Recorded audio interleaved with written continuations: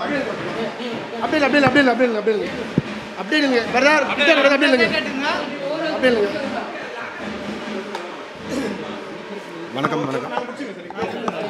வணக்கம். கொஸ்டின் இருக்கா இல்லை நானே சொல்லணுமா? ரொம்ப சந்தோஷமாக இருக்குது.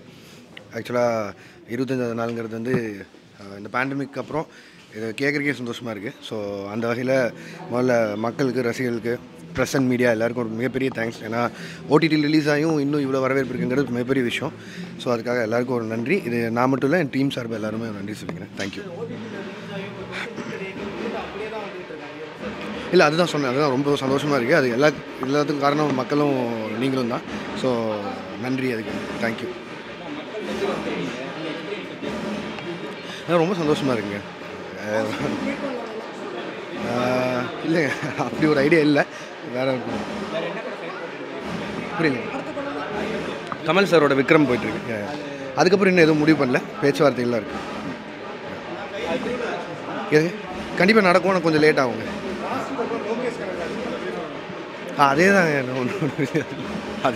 அதே ஆள் தான், வேற என்ன. நன்றிங்க.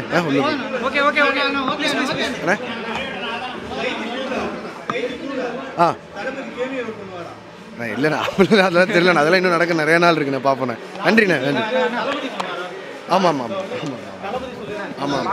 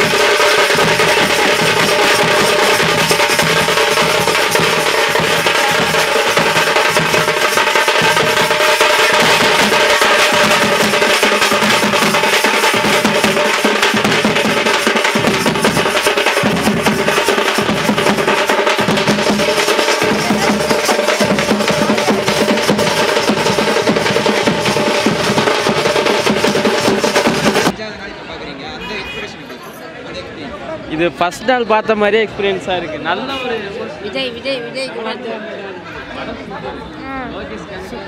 விஜய்க்கு வாழ்த்துக்கள்.